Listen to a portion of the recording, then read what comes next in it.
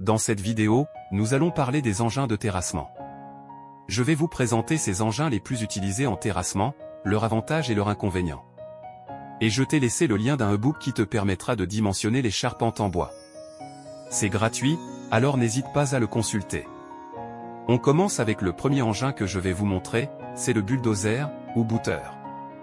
C'est un tracteur monté sur chenille ou sur pneu, qui possède une lame frontale qui peut être abaissée ou levée grâce à deux bras articulés. Le bulldozer sert à pousser des matériaux par raclage du sol, par exemple pour niveler un terrain ou pour pousser une décapeuse, qui est un autre engin de terrassement dont je vous parlerai plus tard.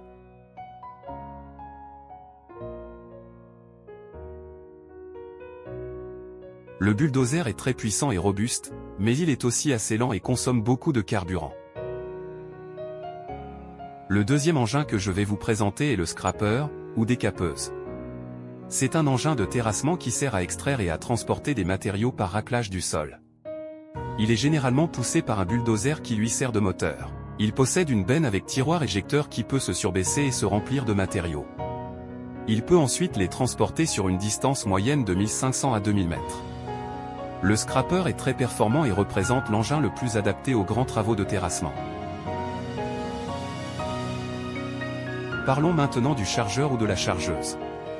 C'est un engin de chantier sur pneus, muni de roues imposantes qui lui permettent de circuler sur tout type de terrain. Il dispose d'une benne de grande taille, appelée godet, qui peut effectuer des mouvements verticaux et pivoter sur son axe porteur. Le chargeur sert à charger et à décharger des matériaux, comme de la terre, du sable, du gravier ou des déchets. Il est très polyvalent et rapide, mais il a aussi une capacité de levage limitée et il est moins stable que les engins sur chenille. Passons à la pelle hydraulique, ou excavatrice. C'est un engin de chantier sur chenille ou sur pneu, qui possède un bras articulé terminé par un godet. La pelle hydraulique sert à creuser, à extraire et à transporter des matériaux. Elle est très efficace et précise, mais elle est aussi assez bruyante et polluante. Le dumper, ou tombereau. C'est un véhicule à 4 roues, qui possède une benne basculante à l'arrière. Le dumper sert à transporter des matériaux sur de courtes distances, comme de la terre, du sable, du gravier ou des roches. Il est très maniable et résistant, mais il est aussi assez encombrant et peu confortable. Un pouce bleu pour cette vidéo nous fera plaisir. Qu'en est-il du camion benne, ou camion à benne basculante? C'est un véhicule routier, qui possède une benne basculante à l'arrière. Le camion benne sert à transporter des matériaux sur de longues distances, comme de la terre, du sable, du gravier ou des déchets. Il est très pratique et économique, mais il est aussi assez lourd et soumis à la réglementation routière. Place à la niveleuse, ou gradeur. C'est un engin de chantier sur pneus, qui possède une lame centrale qui peut être orientée dans tous les sens.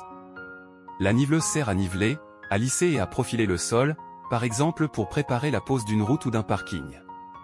Elle est très précise et polyvalente, mais elle est aussi assez complexe à utiliser et peu adaptée aux terrains accidentés. Le compacteur, ou rouleau compresseur. C'est un engin de chantier sur pneus ou sur cylindre, qui possède un ou plusieurs rouleaux qui exercent une pression sur le sol. Le compacteur sert à compacter, à stabiliser et à renforcer le sol, par exemple pour éviter les affaissements ou les fissures.